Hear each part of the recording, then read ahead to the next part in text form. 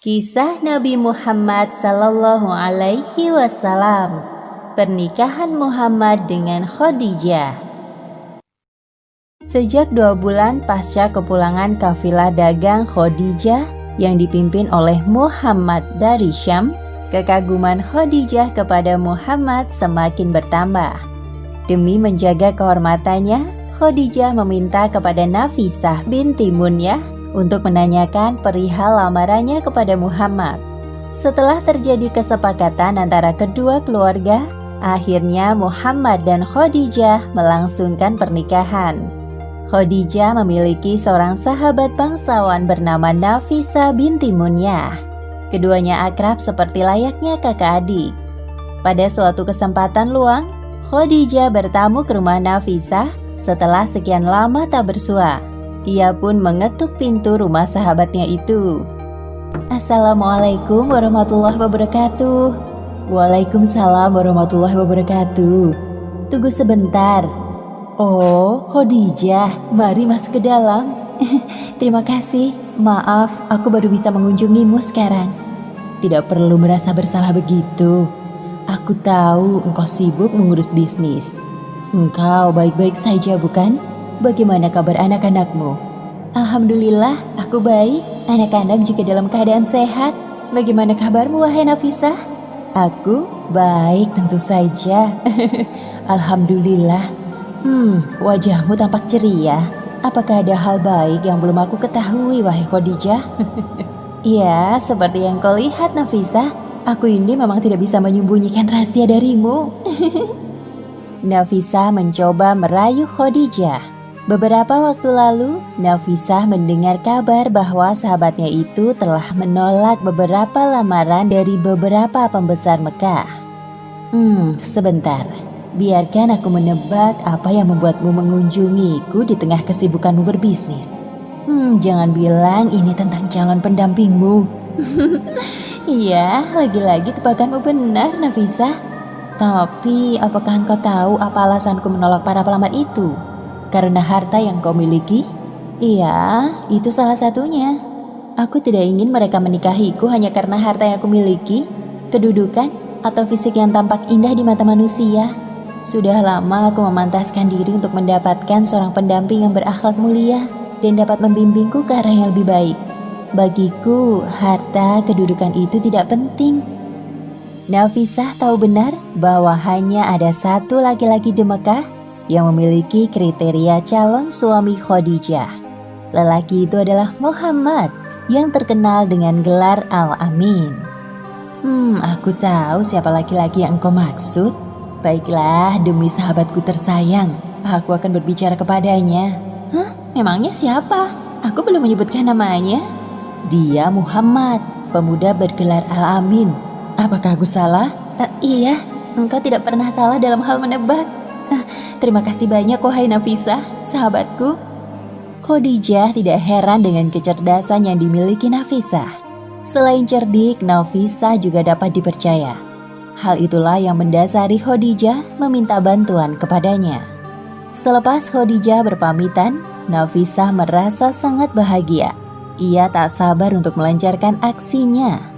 Hanya satu harapannya, agar sahabatnya dapat berjodoh dengan Muhammad. Ya Allah, mudahkanlah urusan Khadijah dan Muhammad apabila mereka benar-benar berjodoh. Keesokan harinya, Nafisah pergi ke sekitaran Ka'bah untuk menemui Muhammad. Ia menunggu sampai Muhammad selesai beribadah. Assalamualaikum. Apakah aku bisa berbicara sebentar denganmu, wahai Muhammad? Ada hal penting yang ingin aku tanyakan. Waalaikumsalam warahmatullahi wabarakatuh. Ya, silahkan. Terima kasih atas waktumu, wahai Muhammad. Sebelumnya perkenalkan, namaku Nafisah. Langsung saja ya, ada beberapa hal yang ingin aku tanyakan kepadamu terkait pernikahan. Pernikahan? Muhammad tidak menyangka bahwa perempuan yang baru ditemuinya ini ingin membicarakan soal pernikahan. Apakah engkau tidak keberatan? Aku hanya ingin tahu pendapatmu soal ini. Apa yang ingin engkau ketahui, wahai Nafisah? Apa yang menghalangimu untuk menikah? Maksudku, engkau pasti ingin menikah seperti para pemuda lain. Tapi kenapa tidak engkau segerakan? Aku belum mampu untuk menikah, wahai Nafisah. Kehidupanku miskin. Jika biaya keperluan pernikahan sudah ditanggung dan pasanganmu adalah seorang wanita cantik, kaya, mulia, yang sepertinya cocok denganmu, maukah engkau menikahinya, wahai Muhammad? Siapa wanita yang engkau maksud itu? Khadijah binti Khuwailid, sahabatku. Sayyidah Khadijah? Mana mungkin beliau mau menikah denganku? Itu bukan kemungkinan, namun sebuah permintaan. Apakah ini semacam lamaran? Benar sekali.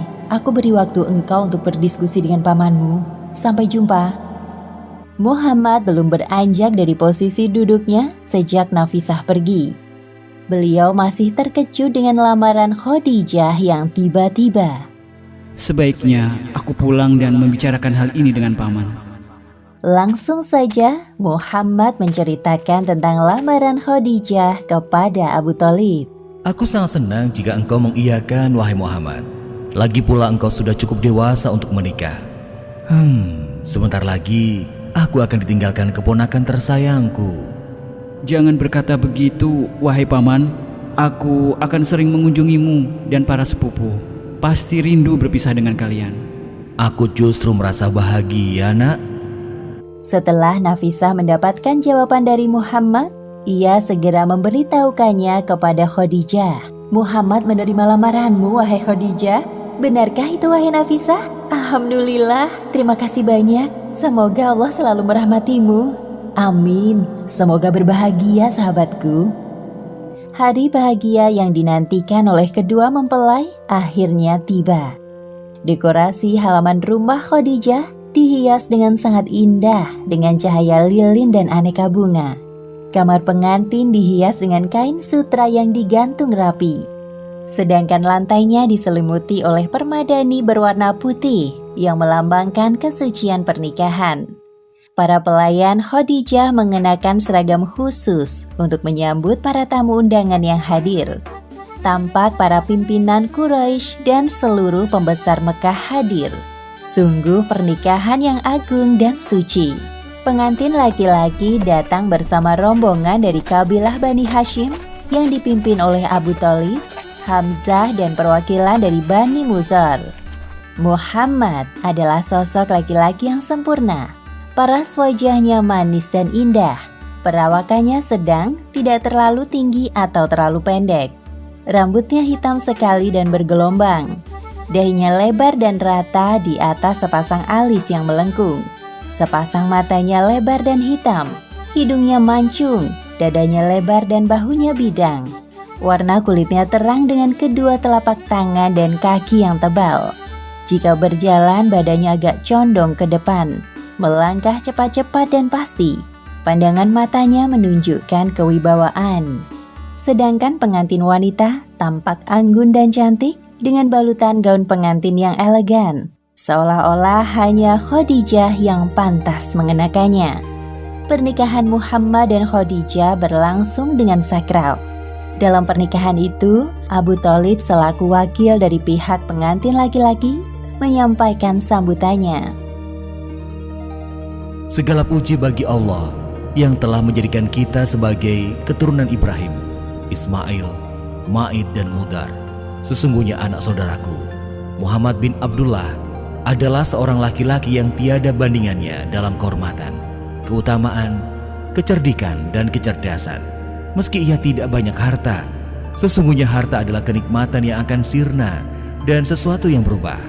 Muhammad yang telah kamu ketahui keluarganya telah meminang Khadijah binti Khuwailid dan memberikan mas kawin, baik yang ditunda maupun yang ada sekarang. Demi Allah, hal ini merupakan berita yang besar dan kehormatan yang tinggi. Kemudian sambutan diteruskan oleh Warokoh bin Naufal selaku wakil dari pihak pengantin wanita. Segala puji bagi Allah yang telah menjadikan kami sebagaimana telah disebutkan, memberi kami keutamaan sebagaimana telah dikatakan. Kami pemuka serta penguasa bangsa Arab, dan begitu pula kalian. Tidak ada kabilah yang mengingkari keutamaan kalian. Kami ingin menjalin tali ikatan dengan kalian. Saksikanlah wahai orang-orang Quraisy bahwa saya telah menikahkan Khadijah binti Khalid dengan Muhammad bin Abdullah. Mahar yang dikeluarkan dari pihak mempelai laki-laki untuk diberikan kepada pihak mempelai wanita adalah sebanyak 12 ekor unta muda. Penduduk Mekah tidak memandang pernikahan Muhammad, seorang lelaki miskin, dengan Khadijah, wanita berkedudukan tinggi penuh harta, berdasarkan status sosial mereka. Melainkan mereka beranggapan bahwa keduanya adalah pasangan ideal yang mengharumkan nama suku Quraisy. Bahkan mereka sangat menantikan lahirnya keturunan yang baik dari rahim Khadijah. Khadijah diharapkan menjadi seorang istri yang selalu mendukung suaminya dengan penuh kasih sayang dan harta yang dimiliki. Sebaliknya, Muhammad sebagai seorang suami akan membimbing istrinya dengan bijak menuju keluarga yang sakinah dan mawaddah. Hal itulah yang diharapkan dari keluarga besar dari kedua belah pihak. Demikianlah kisah pernikahan Muhammad dan Khadijah. Hikmah yang dapat kita ambil dari kisah ini adalah jangan khawatir perihal jodoh, karena Allah Subhanahu wa Ta'ala telah menciptakan laki-laki dan perempuan secara berpasang-pasangan dan menjamin keberadaannya sesuai cerminan diri kita. Jadi tugas kita sebagai manusia adalah terus memantaskan diri menjadi hamba yang bertakwa. Wallahu a'lam bishawab.